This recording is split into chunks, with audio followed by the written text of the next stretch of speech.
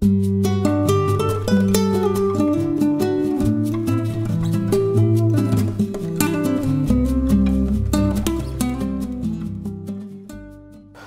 фотографията винаги е в повечето случаи една красива картинка. Нали? Целта ни е да бъде една красива картинка, защото аутдор фотографите те търсят красивото. Ако не е, да речем, е някакъв катаклизъм природен, грозната му форма. За мен това е документалистика вече. Нали? Това е много е сложно, много е тънка тази разлика. За мен всяко едно нещо създадено от природата е красиво. В момента, в който човекът твърде почне да се меси, тогава много често започва да става грозно. До момента, в който ние снимаме чиста природа, то си е една красива картинка. Ако говорим за обработка вече или нещо от този сорт, това е много субективно. Изключително субективно е. За мен художествената обработка е много важен елемент от цялото това нещо. Аз обработвам снимките си, но гледам да подчертавам вече създадените черти от природата, не да създавам нови. В крайна сметка, кой съм аз, че да се мешам в това нещо? Има един много тънък момент, аз го забелязах при себе си като зрител. Да говорим от гледна точка на зрители в момента. Снимки, които са ме впечатлявали преди 10 години, 15 да речем, сега, гледайки ги, има една голяма част от тях, която не ми се струва толкова впечатляващи. Замислил съм се защо е така. Дали е защото тогава съм бил на едно друго ниво, на един друг акъл, или по-скоро защото съм виждал една нова локация, която тогава не съм я познавал и ми е било интересно. Но винаги тези снимки, които са били извън въображението ми, това са моменти, които самия фотограф не може да си представи, че му се случват на секундата, на момента. Аз съм имал ситуации, в които съм изпадал и ти не можеш да повярваш, че това нещо се случва на тебе, че ти си зрител на това нещо. Толкова е красиво и неземно. В смисъл, това са моменти, които те не могат да се опишат с една снимка. И това е целта, заради която ние, нали, поне аз снимам. Те са много малко на брой. Може би в моето портфолио да има 10-15 такива кадри, които ние така ги наричаме конкурсна снимка, ми снимка като за изложба. Нали. Това са кадрите, които ти правиш веднъж в живота си. За мен това е неповторимата, чиста, красива природа, която няма да се изтърка никога. Нали. Неповторим чист пейзаж, който няма да се изтърка никога дори от твоето съзнание. Всичкото останало, което е като travel фотография или просто туристически снимчици, които ги правим и така, минавайки от някъде.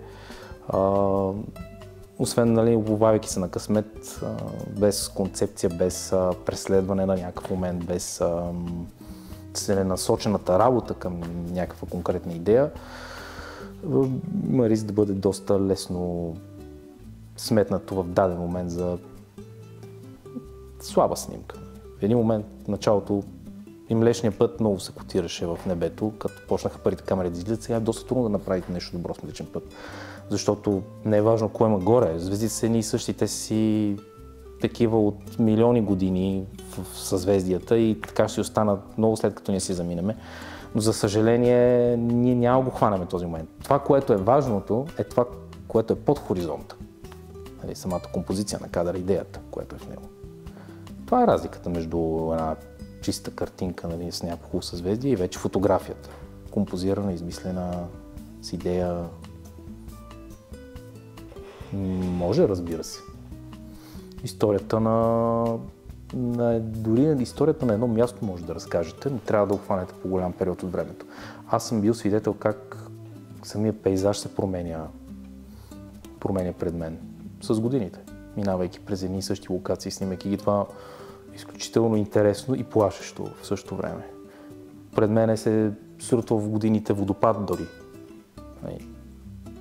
Полска скакавица, да речем, с едно замръзване 2012 година вече е тотално различен и не толкова интересен, за съжаление, от тези гледни точки, в които ние самите фотографи го обичахме да го снимаме. И е плашещо, защото виждаме, че камъните, скалите, които смятаме, че са много издържливи и вечни, също се рухват. Това ни дава, нали, някаква посока за размисъл. И да, всяка една ситуация, тя си е някаква история, дори е този изгрев, да речем. Тук има някаква история. За всяка една снимка стои някаква история, нещо, което фотограф е преживял. Още повече, ако го навържеме в един по-концептуален проект, нещо, което е, така да го кажем, самите кадри са свързани смислово в една времева рамка или като локация или по някаква друга нишка. Мен тотално ме промени. Сега за зрителя не знам дали може да го промени. Не смятам, че фотографията на природа може да се мери с документалистиката като удар върху психиката на някой зрител. Защото нещата, които са способни да променят зрителя доста рязко, това са грозните неща, за съжаление. Като се замислиме, лошите неща, за съжаление. Документалистиката в повечето случаи, за съжаление, цели отразяването на малко по-тегави събития. Докато при пейзажа то е по-скоро да ни отърве от тези мисли и да ни разтоварва. Аз казах, това е едно бягство от действителността за мен. Но в дългосрочен план, ако се натрупва това влияние, при мен е определено промени ценностната ми система. Начина, по който гледам на природата, начина, по който оценявам чистата природа, без боклуци, без замърсяване, без наместа на хората. Има много хора, които въобще не се замислят, когато си фърлят фаса в гората, да речем, от последствията, които може да станат. В момента, в който отидат да снимат в гора пълна с боклуци и с фасове, почват да се дразнят на това и започват да се замислят за тези неща. Така че най-малкото чисто като възпитателен характер може да има. Но това си е за мен чисто бягство от действителността, която повечето от нас живеем. Естествено, един овчар, който си живее в природата, за него това е чисто сурова действителност, за което му завиждам. В повечето случаи хората не разбират това, което се случва зад кадър. Хората трудно разбират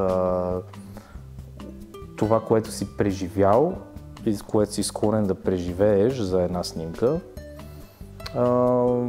Те виждат една красива картина. Истината е, че зад всичките ми снимки, поне аз мога да говоря за моите кадри, защото съм бил там, има много повече от това. И те са ми дали много повече от това, просто да им се насладя, аз съм ги изживял тия неща. Хората не разбират, че повечето добри фотографии на природа го правят не за да се доказват като фотографии, а го правят по-скоро от един леко егоистичен подход да преживеят това, да го видят и ако е възможно да споделят една част от видяното. Да, има някакъв начин на себеизразяване в снимките, това също не го разбират. Аз обичам, да речем, малко по-мрачна музика, малко по-мрачни филми, фантастика и така нататък. И това до някъде може да се види в снимките ми. Даже съм имал запитвания от клиенти за, така да го кажем, по-свежички неща с синьо небе и облачета, което няма да откриете в моето портфолио. Хората това не могат също да разберат, че за да станеш добър фотограф, въпреки че аз все още не смятам, че съм задобрял до толкова да се нарека водещ или добър фотограф, но за да станеш разпознаваем, така да го кажем, трябва да вложиш от себе си в самия стил. И това по-скоро за недоразбирането от самите фотографии на природа, като не просто хората, които я консумират. За масовия потребител рядко има разлика между снимка от китайски календари и някакъв много изстрадал пейзаж. Той вижда просто една красива картина, той не се замисли за това, което се е случило отзаде.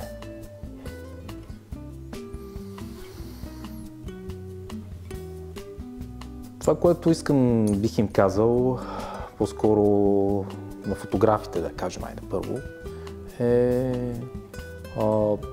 моят съвет е да се стараят да получават нещата не с обработка и с някакъв тяхна намеса, така да го кажем, ами да ги получават от самата природа, предвид от условията. Защо? Не е, че има някаква за мен е строга граница между добър обработен кадър и направен с дори ако трябва да е и с 3D арт и то пак е красив. Но ако искат да получат доброто удовлетворение, истинското удовлетворение от това да направиш снимка, може за цяла година един кадър да изкараш.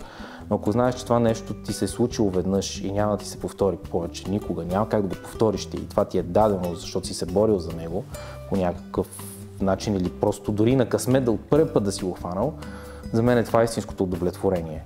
И защо го давам този съвет? Защото така по-бавно ще се изморят да го правят. По един или друг начин те ще се научат да обработват, ще се научат да създават, да сменят небеса и да пудрят снимките, изкуствено да лепят някакви обекти и ще се изморят от това нещо. И ако не гонят само награди и медали по конкурс, те и от това ще се изморят в един момент. А на другите хора, обикновените, те не че са обикновени, това прозвуча зле всъщност. Хората, които консумират това изкуство, на които също им завиждам, защото това до голяма степен те са необременени от една част от цялото това нещо, което се случва, е просто да го ценят. Защото това, което виждат, не самата фотография, природата в нея, и това място, което виждат, да го ценят, защото тенденцията, за съжаление, поне в България е, че повечето на места, на които се връщам, те са буквално съсипани от човешка намеса. Просто са променени до такава степен, че аз вече тези кадри не мога да ги направя. И това дори преди 2 седмици в Родопите, като ходих, станах свидетел на това нещо. На няколко места. Огради, будки за продаване на билетчета. Почваме от красиви местности и обекти да се опитваме да изкарваме пари, като ние буквално ги съсипваме като визия. Най-малкото тези неща. Да не говорим за екологическия удар, който нанасяме.